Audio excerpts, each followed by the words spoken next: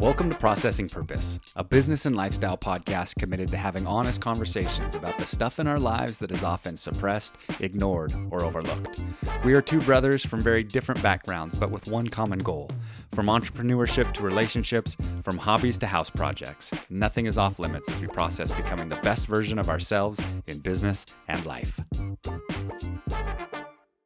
It's good to be back. It's good to be back. It's good to be back with you today. That's the worst intro song ever. I'm going to work on it. You started, I wasn't even sitting down yet. And you got going. The poor guys that are watching us on YouTube, they're like, he hasn't even put the mic in front of his face. Hey, sometimes you just got to have a winging it kind of morning. And this is that kind of morning. So, no, I am glad to be back with you, man. It's been, we're a couple of nutbags. But anyway, it is good to be back with you. Obviously, got to catch up with you a little bit this morning and to see where everything is at. But what is the theme of today? What are we thinking? Well, I think we're gonna go Mother's Day, family, father, somewhere in that general vicinity. We have a role somewhere. In there. We all get to celebrate our moms here coming up on Sunday. What's your mom like? My mom is a gem. She's pretty awesome. So she's I think a bona fide saint. She's up there, man. She's gonna have a red carpet going into heaven, no doubt about it. She just really loves people well. She loves people. She serves people. She doesn't say a bad word about people ever, and she's a doer. She gets stuff done. She really does. Like she is. She's a hustler. Yeah. So definitely type A, driven person. Yep. But with an incredible soft side. Very empathetic. Mm-hmm. Very empathetic. Where does that come from? Is that traditional country upbringing? I mean, she grew up on a ranch and, grew up salt of the earth parents. Yeah, it's from my grandfather. Yeah. I mean, when you raise cattle and you see that, some make it and some don't, and the ups and downs of crops and sometimes you get the rain and sometimes you don't, and you recognize that there's a lot in this world that's outside of your control. I think it allows you to have a deeper level of empathy, right? Because you recognize stuff happens to people and they didn't mean for it to happen. Yeah, right. Absolutely. And so I think that's where it comes from. Yeah, totally. Yeah. No, I love this idea of honoring our moms, and we're also going to talk about being dads, Sure. and our roles in that, and the spirit of it, I think, came from Mother's Day for us usually, and it's actually surprisingly, ironically, not going to happen this year, but usually it's a day where I set Brooke off for the day, to go do something fun with the friends or a massage or something, and I usually take the kids on. We do a little project, hang out for the day. And so I think it'd be fun to talk through what your day is going to look like maybe, and then also kind of what our role in the family looks like for ourselves and our own philosophies, maybe what the role of family and dads look like today in society, and maybe talk through that a little bit. That's a deep, dark, maybe hard that's a big conversation. can of worms right there. It is. Yeah. It might be some opinions around all that. But nevertheless, I think family is a topic that I don't think we've really covered in length. We've touched on here and there because super important and relevant in our lives, but it deserves its own episode. I think being a dad, being a husband, deserves its own podcast. Yeah, it really, and I think there's plenty of those out there. But nevertheless, we love being dads. We're both very involved with a fly fishing nonprofit called Family Lines that is all around dads and restoring absence in fatherhood. And so being a family man is a really big deal to us. We had great parents ourselves. You are a great dad. It's really fun to watch you raise your kids. It's fun to be around you and watch you raise some of my kids too. So, unfortunately, I'm a bit aloof at times and needs a little extra parenting around. But nevertheless, we're so blessed to actually be in a community of great dads. We really have awesome dads all around us. So let's just open it up. What is your Mother's Day looking like on Sunday? What do you think? So it always changes for us. It's never like, this is what Mother's Day looks like. That's fun. I like that. And so I just try and tune in to like, what am I hearing, from Holly in the weeks leading up? Like, oh gosh, I'd really like this or love that. Yeah. And it's not usually a thing. It's usually environmental. Like, Oh, okay. Oh man, I'm really loving getting things organized, Oh. right? Or whatever Sure. it might be, right? And so I think for us, as random as it sounds, I think Sunday's gonna look like two things. The first is we're all gonna have to pick a room and organize it. Like she's like going after like getting rid of stuff. I mean, Like it's spring cleaning stuff, right? But like Yeah. simplifying, getting rid of things, creating a system around this particular room, whether that's a bedroom or a bathroom or under a cabinet or whatever. Yeah. A gear room, things like that. So I think we'll take a period of time and like whether we do it all together, whether we all do our own, or I don't know how that'll work yet, whether we draw out of a hat. Is this your idea, or she wants to get every room organized, so you're like, we're just going to have that expectation? It's a combo. Okay. Yeah. So, she's said multiple times in the last month as she's gotten different things like dialed in. She's like, it feels so good to get this organized. Yeah. And she said it kind of tongue in cheek. She's like, we should do just an organization day for Mother's Day. And I'm like, no, we're not going to do a whole day of organization. Like, But it would fill her up probably. If that's what she wants to do, then we will. But it was said tongue in cheek. It was like, we should do. And I'm like, okay, how about we do some? It's Saturday. Let's do something fun Sunday. Yeah. Let's do some. So I think we'll probably do some sort of like house organizing. Yeah. I don't know what that'll look like. I'll let her drive that. And then we have our first real warm weekend this weekend. We do. It looks awesome. Mid-80s. Yeah. And so I think we're going to float the river on Sunday. Don't blame you. We're going to take the boat out on Sunday. Yep. So we're going to float the river and whatever comes with that. And then I plan on letting her have space, whatever that needs to look like. Sure. So she can go do the Target and Marshalls thing or, whatever she wants to do there. And then, of course, breakfast and, some sort of church or family study of some kind. But that's probably what the day will look like. I'm guessing yes, just based on what I already know. But is acts of service one of her love languages? Yeah. Like just serving her in any capacity. That's like makes her just super cool. Yeah. That's good to know, actually. Good to know. Yeah. Is gift giving, or would she rather have an experience or service? Yeah. She appreciates it. Yeah. But it doesn't land. Doesn't fill her cup. Yeah. And I wonder how many times we've done that, right? Where we've tried to love someone a certain way, and our spouses we should be relatively more tuned into, but we try to love a friend a certain way or whatnot, and we just didn't hit their love language. It wasn't a matter of like us doing something wrong or not getting. It's just it wasn't their love language, so it doesn't resonate with them. We tend to serve people the way we like to be loved, right? Very good point. Yeah. We do it from a good intention. Like it's like, this is how I feel love, therefore this is me communicating that love. Right. And you should feel love when I do this. But Holly and I are almost 20 years in of marriage. It's awesome. More than that on just being together. And there's still moments where we miss, right? Sure. Where she's like, I did this and this and this. Don't you appreciate that? I'm like, yeah, absolutely. I appreciate that. But you can tell she was looking for more based on that act of service. Right. And it didn't land for me. Right. I don't really care, which makes it challenging because that's not my bent, right? We've talked about this before. I don't serve real well. Like I don't look to help somebody move. I'm not the first one to respond if somebody's like, hey, I need help with something this weekend. Like I will be there if there's nobody else 100%. Right. But that's not where I don't step up in those moments. So it creates a bit of friction for me to serve Holly in that way by serving. Right. And so it's just one of those things you have to be conscious and aware of. Yeah. And we talked about earlier too, Simon Sinek said that leaders' jobs are not to do the work, but to take care of the people doing the work. And that's hard to translate into a marriage, but truthfully, that's who you are. That's who you are at your core as a leader.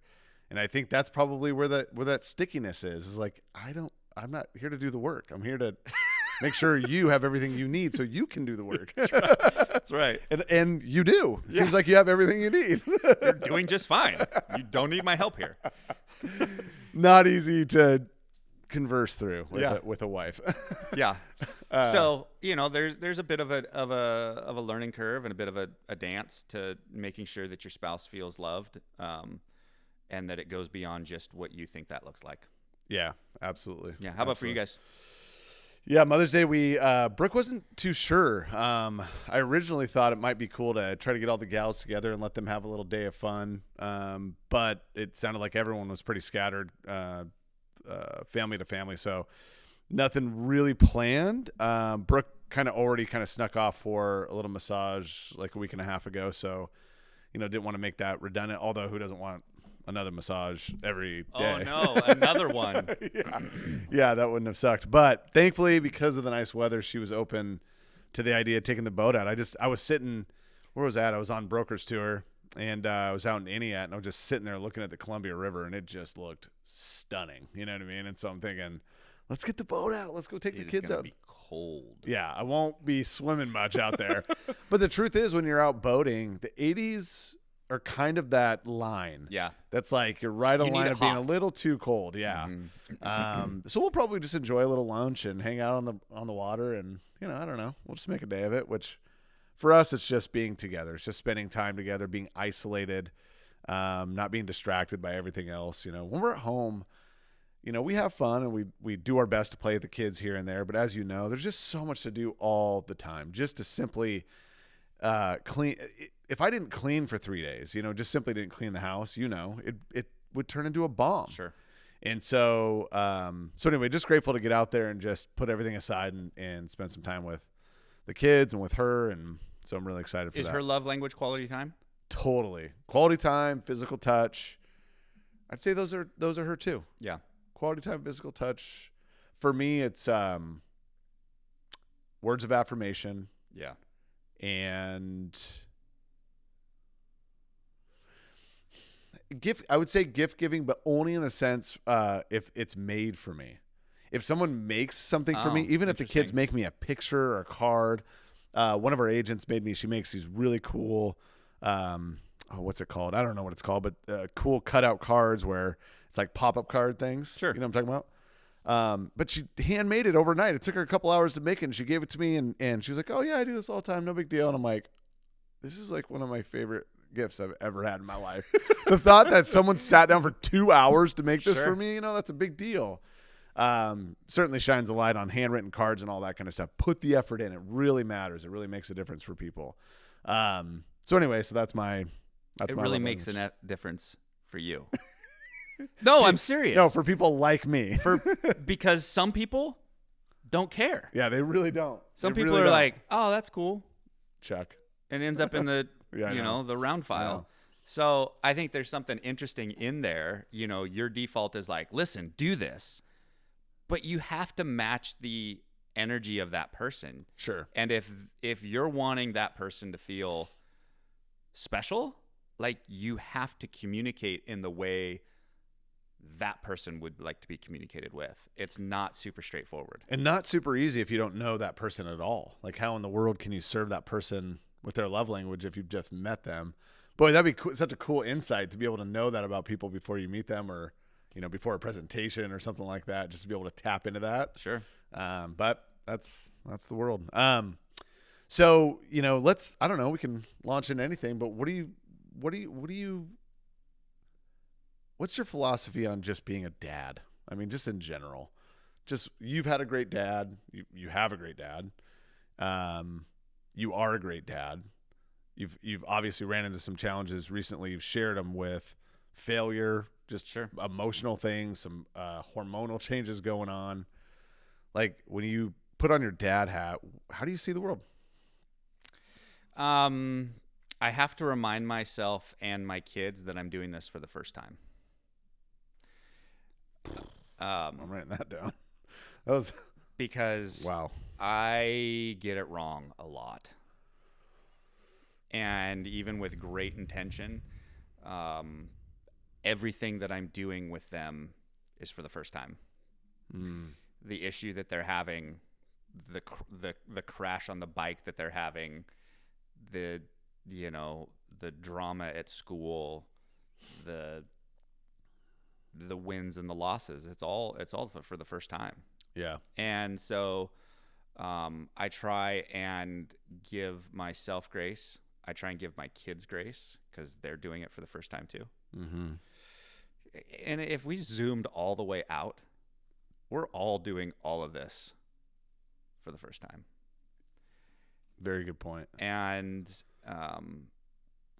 you hear kind of the cliche-ish. It's like, well, it's not my first rodeo. And sure, there's times, there's moments, there's maybe specific activities where you've done this over and over and over. But generally speaking, we're doing this all for the first time. Yeah. And so, my philosophy, I be present, I think, is probably the foundational cornerstone. Yeah. To like inform everything else.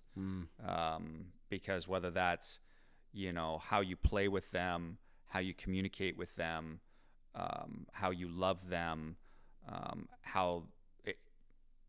it's all, if you can't leave everything else out there and be right here, you miss the point. I really do think that. And so it has to start for me with being present, because that's, as an entrepreneur especially, that's not always easy, because you don't leave it when you leave the office. No. You drag that around with you, because it rises and falls on you. Yeah. And so your mind's constantly going, okay, we got to solve this problem. We got to solve this problem because consequences if we don't, or whatever, or we got to take advantage of this opportunity because the upside if we do, right? And so you're constantly spinning. And when I say constantly, I literally mean constantly. Like, you don't, if job people are listening, they don't quite understand, because they have no worry once the door closes. Yeah, outside of getting fired maybe. And as long as they're doing their job, or the company's, solvent, like, that's not an issue typically. But for an entrepreneur, you're the one that's driving the whole thing. And so, and your kids don't care. Not that they don't care about you, but they're not worried about those thoughts in your mind, right? Yeah. So they don't see or hear any of it. Mm-hmm. Yeah. So for me, it has to start with being present. Like, that is probably the general arc that informs every moment that I have with them is, am I here? Or is my mind somewhere else? Is it coming from internal dialogue? Do you have that conversation of like, dude, check out of this, knock it off, right? I really liked what you shared with me before, that you actually ask your subconscious at night to solve a problem, but it can't keep you awake at night. And I really appreciate that perspective, and I wonder if, it comes out in other ways as well. Yeah. Yeah, I mean, when you're present with your kids, I mean, we've talked about it before, how do kids spell love? Time. Yep. Right. Absolutely. But that works at an age of like 2, 3, 4, 5, where there's not really the connection yet of, is my dad fully there? My dad's present. Right. And presence equals time. Right. Once they start transitioning into things that are a little bit bigger, which Van's in, Nora's starting to experience, I'm sure Liv's starting to experience some of those things, is, we both have 8-year-olds, so it's, it's kind of pulling up. I think Liv's 9 now, maybe even. Yep. And so you can't get away with just being there. Nope. They want to actually hear from you. They want to feel that you're there actually listening to the story. Like, Van will call me out. Like, if he's trying to tell me something and I'm like, yeah, that's funny, buddy. He's like, did you even hear me? Boy, that parenting's coming full circle, isn't it? I'm like, no. I'm sorry. No, and I have to literally change my state. I'll stand up, I'll sit down, I'll move, I'll walk over to him. I go, tell me again. I'm sorry. Yeah. But he'll call me out. He'll call me out on it. Yeah. And so you have to effort into being fully present. And that's tough as an entrepreneur. Yeah, it really is. I mean, it's tough for anybody really. Our minds are all over the place and filled with all sorts of ideas. Love the saying by Robert Kiyosaki that your ideas in your mind are the greatest value in the world, and just be very careful who puts them there. Yeah. And here, let me ask this question. I was thinking about it before too, and I know I'm launching into some depth here, but I'll share mine as well. What do you think your greatest strength and greatest weakness is as a dad? As a dad? Yeah. I think all right. Talking about questions that we didn't have time to prep for. All right. I like this. Yeah. I know. There's some depth to it. I know. Okay. So my knee-jerk reaction, because it might change if I had more time to process it. But I think my greatest strength is seeing the whole playing field. Okay. Yep. Big picture. Coming back again to strategy, to all right, yes, that happened to you, but let's zoom out, because it was more than that. Right. What are we trying to learn? What is that teaching us? Why did that happen? That, was there some things that led up to that? And right. Trying to be the whole thing. I think my weakness is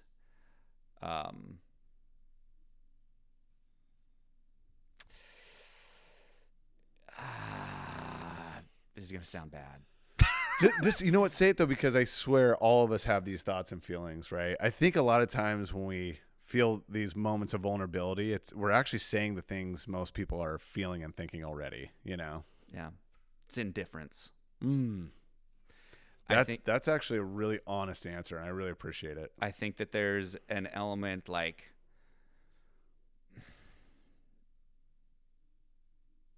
it could be something that one of my kids is really excited about, and I'm like, whatever.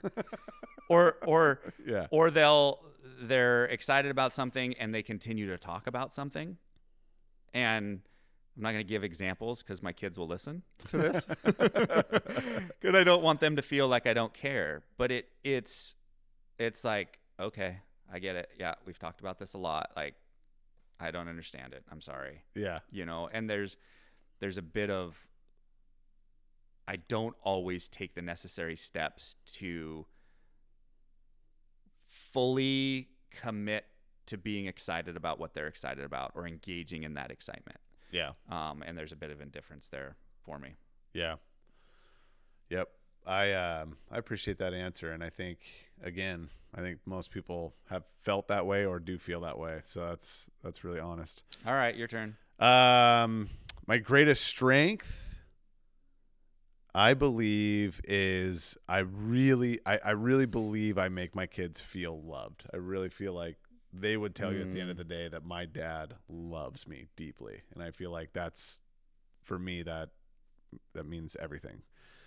My weakness is I have a super hard time, and this is my knee-jerk reaction too, because I kind of just thought of it and I didn't have a lot of time to process it either, but my knee-jerk reaction is that along the lines of I often know everyone else's feelings in the room but my own. That's also true for parenting, and it's created a really almost I don't want to say a dissonance, but it's created maybe indifference is the right word, but I'm just I have to protect myself almost, because the emotions of the kids sweep me up. Oh. And where I just complimented to you that you're just steady as a rock and unshakable, I feel shakeable when I'm at home, and I allow all of the emotions in the house, as you know, is a lot at times, and it's going to get crazier and crazier with kids getting older and teenagers and hormones. And you're a thermometer, not a thermostat. Exactly. And so really doing my best to effort away from that and start really looking at things from a objective lens. But I'm really feeling it all, and it's wearing. It just is exhausting. It's good.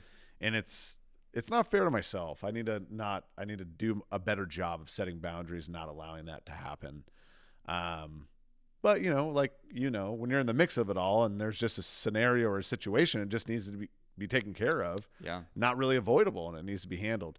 But I should be able to center myself through any situation, whether it be hard, chaotic, good, no matter what it is, I should be able to center myself through.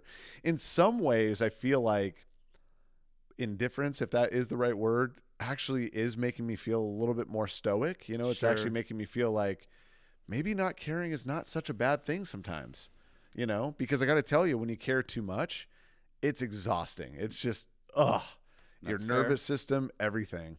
There's extremes on both ends that are unhealthy. Yeah. And so maybe if it's just continual work on the nervous system just to be better there. And found out from a friend of mine that they've been doing the ice bath thing like you've been doing. And he said the best benefit for himself was it resets his nervous system. Oh. I thought, okay, maybe I need to rethink about this. That might really help me. Yeah. Anyway. And what's your general philosophy as a dad? Yeah, it's really, my philosophy is unfortunately very in tune with kind of how I see the world. And this sounds bad. I feel very insecure saying this. Unfortunately, I have not put a huge emphasis on education myself because I've always been a doer, and doers don't take a lot of time for learning. And my son is just wicked smart. I'm really proud of that for him. But my whole world and lens is all around performance and doing. And not that he doesn't do things, but I don't know. My philosophy around parenting is I want to teach my kids as much as I can, as much as I know, by showing them and being an example. But I also want to take a step back and make sure that I'm also giving them a really healthy perspective of the world and how important education and learning is. I forget about school stuff and everything else in between. I'm doing better. I'm making a better effort there. But my whole education has been from doing, and that more times than not, you learn the hard way. Mm-hmm. Experience is the hardest teacher, right? You take the test first and get the lesson later. And I don't want my kids, and now I'm going into a vulnerable stance, but I just don't want my kids to look back and go, man, my dad just drove performance and that was it. Sure. Because everyone I know that feels that way does not have a great relationship with their dad. Yeah. Yeah. And so I want to be careful there. So right now my philosophy is show by example, but I also want to show by example. I just had this conversation with our coach trainer. I want to create healthy habits around healthy habits, and showing them what that looks like. Meaning, yeah, what does that mean?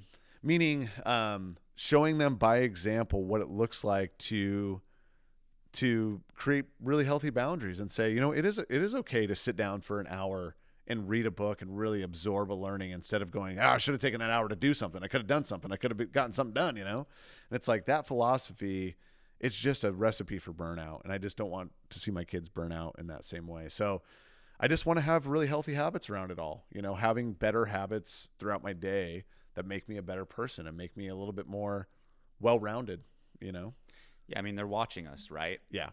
And so they will only do what we say to an extent. They do what we do. And we have to be really conscious of what it is that we do, how we show up in a given moment, how we respond to our wives. Totally. How we interact with our neighbors. We have to be aware of that. Yeah. Because they will, regardless of what we tell them, behave in kind. And creating those environments where they can, even to the extent of like, look, I'm working on this and this isn't how I want it to be. And so I'm trying to show you what modeling a life change looks like also. Sure. Right? It's okay to be under construction. Right. Right? You don't have to show up perfectly in all the ways, because if you don't, they're going to be dysfunctional because you modeled that. Right. No. Like, again, we're doing this all for the first time, and that includes us learning things for the first time and becoming more aware of how we're showing up and going, ooh, yeah, I might be 43 years in, but that's I don't like that piece. We need to change that piece. And having our kids watch us make those changes too, I think it's okay. I think it's actually important. Yeah, for sure. Because if you look up to your hero, well, let me say it this way.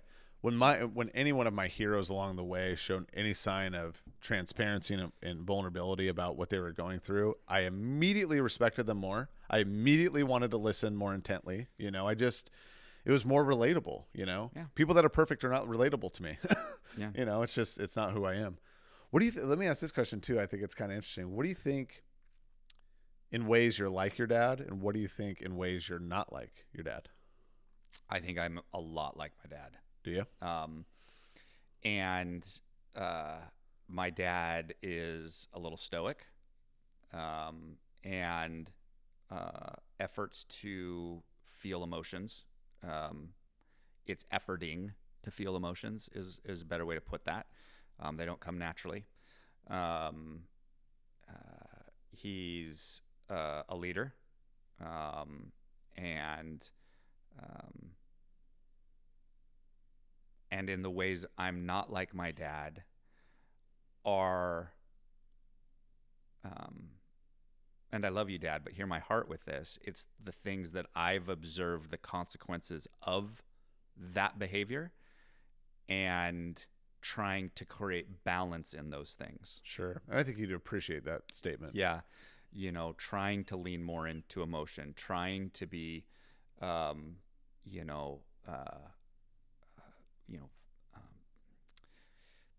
just trying to, I think that's the best way to put it. And I could probably give more examples if I thought about it, but like just trying to be more balanced in the strength that those things are.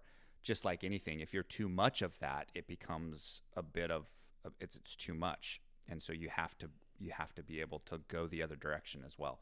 And so I think that's the way I'm not like him, is trying to effort to temper some of those things that are real strong characteristics in my life, being able to admit when I'm wrong, and things that don't come real easy. Sure. For my dad, and created an environment that I was like, what? You're wrong. I know you're wrong. Why can't we just have that conversation? Yeah. And it didn't exist, right? Yeah. So, have you been able to have your conversations the other way with your kids? Like, oh man, I messed up. I was wrong. That is so powerful. Yeah. To be able to apologize to your kids and say, I screwed up, man. I think we really take for granted how important and powerful that is. I think that there's. So I want to say one more thing in that line, and the reason why I'm taking just a side out here too is because I want to bring this conversation back to moms. Yeah. Because this has been a lot about you and I and dads, but I want to circle that back to how do we show up and be that dad for mom? Like I want to bring, because we started off on mom, so I want to go back there. Yeah, sure. But coming back to like apologizing and showing up and it's okay to be wrong. It's different, but it's the same. Having the conversations with your kids that you're almost embarrassed to admit. Give an example. So I was praying with Van last night in bed. We do that every night. We pray with all the kids before we put them down.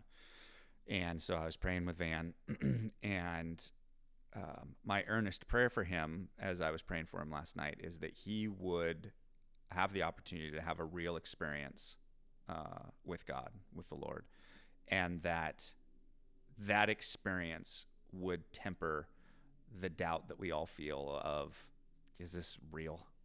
Is this right? God, are you actually there? Am I just making this all up and playing along, or is this actually the way the world works? And when we were all done, Van goes, okay, Dad, tell me about that experience for you. Like, what was that experience for you where it switched and you were like, yes, I know. And I had to get real honest with him and say, I'm not sure I've had one. I said, I have had multiple little experiences, little windows where I went, whoa, that was God. Yeah. You know, whether that was, you know, I gave him some examples, meeting your mom, you know, meeting Holly, you know, the birth of my kids, the whole story around how we got the house that we're in, like little things that was like, come on, really? Yeah. But there wasn't a moment where I had like this, Right. God is real, Yeah. you know, and you hear those things happen, and, you know, people are like, I'll never doubt again because of this. And it's like, wow, you were lucky. But I was having this conversation with him saying, but I don't want that to be the case for you. I don't want you to live your life wondering whether or not this is all made up in your head or whether it's real. I truly want you to have an experience. And so that's my earnest prayer for you. And so we had that conversation, and he started crying, and he was just like, thanks, Dad. Like, I want that too. And so, wow, you really spoke to something that was already on his heart and mind without you even knowing it. Yeah. So by me saying, I'm not sure I've had that like you want to, I'm not sure that's what I was saying, right, or knew that that's what I was saying, but that's what I was saying. But I want that for you. And he was touched by that. But I mean, being, you know, it would be easy in those moments, and that's a really relevant one because it was last night. But there's often in moments where we have conversations where our kids, where we say what we know we're supposed to, or the way we want them to show up, but we haven't had that experience. We haven't modeled that. We haven't done that, but we're still saying those things because we know we're supposed to. But when you can come back down to the realism of like how life actually plays out, I think there's value in that. It's proven. I mean, your son shedding tears is emotional proof that investing in that way and just being really transparent and honest with your kids about your own journey, right? It's so easy. Like, our kids already think they're heroes, right? They already look up to us in that way. So we don't need to fabricate that we're perfect in any way, shape, or form. And the less we do that, I think the stronger your relationship gets with them. Yeah. It's hard to argue that anyway. Yeah. Let's come back to mom. Yeah. Let's come back to moms. How in your house, Mother's Day aside, we include Mother's Day, but let's not make that, you know, the specific focal point. What do you try and regularly do to show up for Brooke, to make sure that, you know, you create an environment where she can be the best mom that she can be? I mean, the quick and clear answer in my mind is just how I'm relentlessly helpful around the house. Relentlessly. I do a ton of chores. I try to stay in front of everything as much as possible. And I don't do it from the standpoint of I hope someone noticed I did this. I do it from the standpoint of I don't want her to walk in and feel the need to do anything today, if that makes sense. So especially if I know it's been a really hard day or maybe a long day, and I have a few, you know, extra hours or minutes or whatever else I have to get things done, I'm pretty conscious, pretty aware of doing whatever I can to eliminate any extra work that she would have to do on her own. Because unfortunately, even if you justify it in your head as a parent, like we live clean, hygienic lives. We don't have a house full of crap everywhere and, you know, dirty floors and all that. It gets that way because we have a bloodhound and 4 kids, and it's unavoidable. Yeah. It's futile, actually. But nevertheless, like, we effort every single day to live hygienic, clean lives. And that's important to both of us. And if I know that need is there, I try to take care of it. So I think that's the obvious, clear one. What I do on a deeper level to try to show up for her, you know, I would say, quite honestly, over the last year, we lost sight of those priorities a little bit. But going on this trip down to Yosemite was really special, really powerful, because the truth is life is life, and it takes its own course. But you don't know what you need until you have it, right? Yeah. You don't know how much you don't know the vacation you need until you're on it, and you're like, oh my God, I needed this rest so bad. Like, you're sleeping until freaking 9 or 9:30, and you're like, whoa, I haven't done that for years. And it's the same way with your relationship. For us anyways, I'll speak for myself, in that just lose sight of it. And then you get there and you have that time and space. And you're like, this is so magical just to play cards with you, right? Play cribbage or whatever and just sit down and do nothing for a little bit. So I'd say because of that, it kind of restarted things for us a little bit, which was really good. Kind of gave us a little bit more clarity on priorities around each other and our relationship. That intellectually, but circumstances take over and emotionally invest in other things, and you lose sight of it. So grateful for that. So I'd say for now, we're doing a better job of trying to put each other first, and not just by way of service, just doing chores around the house, but for each other, right? Spending that time together and filling one another up. And I think we lose sight of that sometimes love language is irrelevant. Sometimes just quality time matters and being together matters. Yeah. So that's good. Yeah. And what will you do this Sunday, obviously, but what do you try and do on an ongoing basis to show your mom love? Boy, that's a good question. I appreciate that. My mom lives with us. My mom is, she is a one-of-a-kind. Memorable is probably the best word I can use for my mom. Love her or hate her. I don't know many people that hate her. She's got a fun side to her. But she's memorable. You will walk away and not forget that lady. But that's a great question. I do my best. I know this is funny, but gift giving is my mom's love language. So small gifts. Whenever I go travel anywhere, I always bring her back a little something, a little set of earrings or a t-shirt or a sweatshirt. She loves getting sweatshirts and all that kind of stuff. So I tend to get her that. Mother's Day, I haven't been that great at it the last few years, just making that a priority around her. I always do flowers, things like that. But for my mom too, lately, I got to tell you, the thing that really lifts her spirits more than anything is handing her a little cash for helping out with the kids, and just making sure she feels appreciated for doing that instead of just it being a little expectation. But yeah, throw her $100, $200 here and there. I gave her a few $100 for watching the kids during Yosemite, and that just everything about it just went through the roof. And so, and then she kind of and then she tries harder too, you preface it a little bit. Hey, you got a little cash coming. She's like, okay, we got some activities planned and all that. But it's awesome because it works and it makes her feel special. It makes her feel valued. And at the end of the day, I think that's what we all want. Is to feel valued. I do my best to. My mom has always been kind of my motivational speaker. So when I ever try to flip the script and try to, I'll say nice things to her, words of affirmation to her, and I think it does make her feel good. But she's always the person that flips it back on me. She's the type of person where you throw her a compliment and she'll double it up and throw it back on you. And you're like, what am I supposed to do with that? I can't keep up with that. So you just quadruple it up and throw it back. Yeah. Like, Mom, your hair looks great today. Wow, your shirt looks really good. Your outfit's all together, baby. And I'm like, say thank you for what I said. Which I always appreciate because she's such a positive soul most of the time. But what about you? How do you make your mom feel special? My mom doesn't live here. Yep. So the easiest way that I can make mom feel special is for her to know that I'm thinking about her. So that is calling randomly to just be like, hey, how you doing? Tell me about your day. What's going on? Yeah. That is, I think, what I try and do the most often. Yeah. And I would say I'm probably good at it once a week.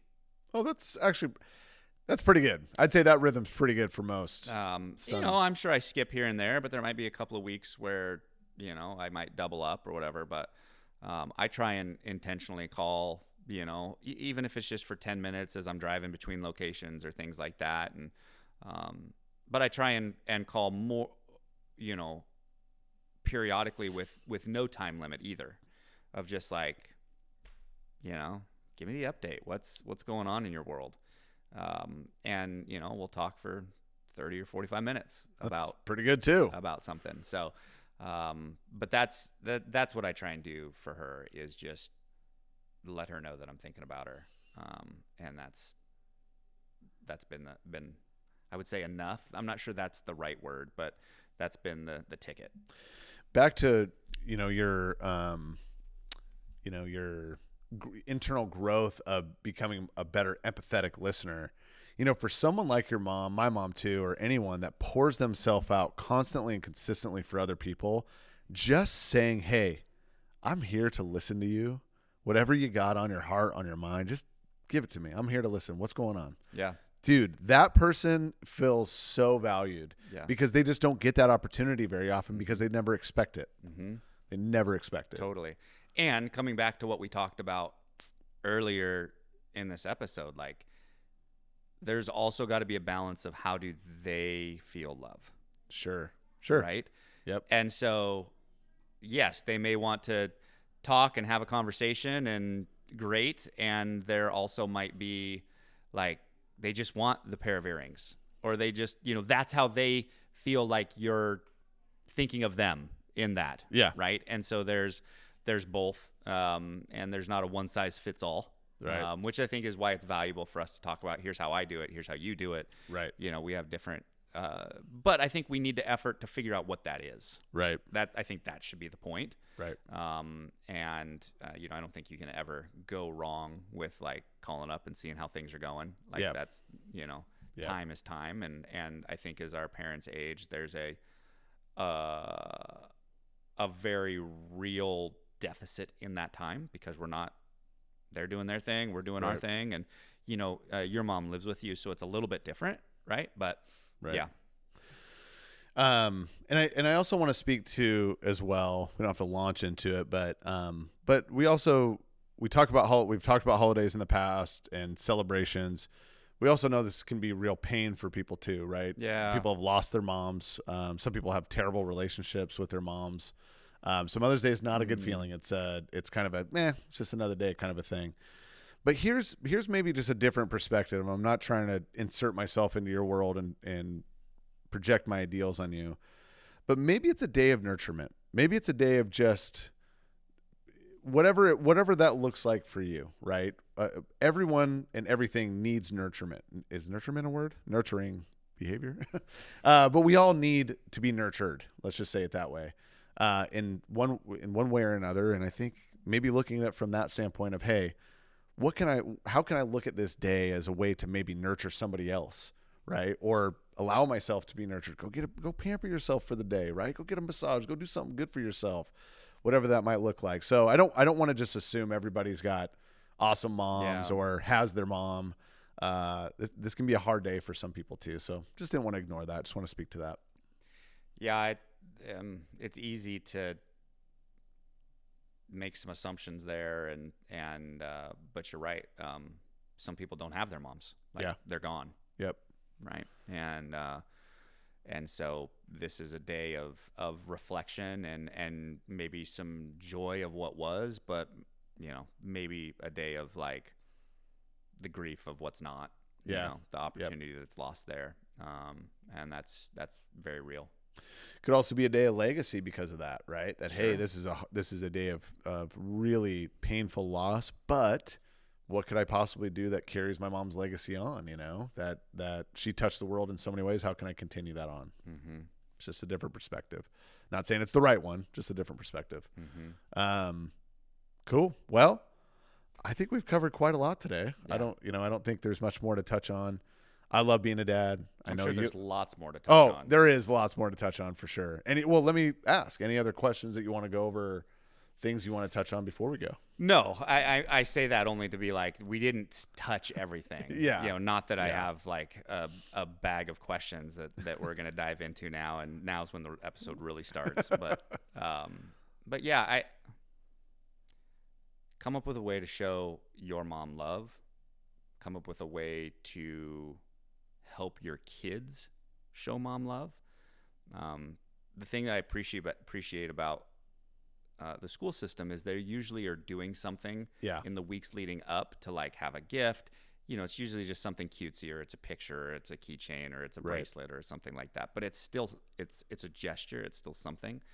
And I think if we can undergird that and not just default to, okay, well, the school, created something that was cutesy for them to give, like, can we create an environment where my wife feels the love from the kids, but she also feels it from me because she knows I facilitated getting the kids to that point. Right. Right. And I think that there's some value in that. And it's easy that maybe for myself, maybe it's a dad thing, but it's easy to just be like, oh yeah, Mother's Day's 2 days away. I should probably do something about that. Right. Versus, approaching it intentionally. Yeah. And just lifting up the women in our lives, right? Showing your kids the importance of celebrating who they are, what they stand for, their gifts and what they bring to the world. You're right. There's a bigger lesson there than probably we even realize. Mm-hmm. So it's a gift. Grateful to have my mom, grateful to have my wife as a mom. Both are incredible examples to me what love truly is and what it looks like. Yeah. Moms make the world go round. Yeah, moms make dads look awesome. I mean, you've never heard a professional athlete go, and I just really want to thank my dad. I don't think I've ever heard that ever. It's like, I just want to thank my mom. The only one was Tom Brady, actually. That was the only outlier. It made me tear up, actually. Someone caught him off guard. They asked him, they said, who's your hero? And he goes, my dad, my dad. And he just started crying. Oh, wow. I was like, okay, so I retract that statement that you never hear it. Yeah, sorry to be a Of course, it would got to be TB12. But I will say, yes, vast majority of the time, deep appreciation for mom, really based on the amount of love that they pour into each of our children. And so really the best way to be a great dad this weekend is to be a great husband and create a great Mother's Day for our wives. Yeah. Yeah. Yeah. Cool. Good stuff. Yep. All right. We're out. Thanks, guys. Whoop. Later. Thank you for tuning in to Processing Purpose. We hope you grabbed a few gold nuggets to take one step forward in your journey of life and business. Please remember to like and subscribe our channel if you'd like to get more content to help you build and grow everything around you. Make today your best day. Today is day one.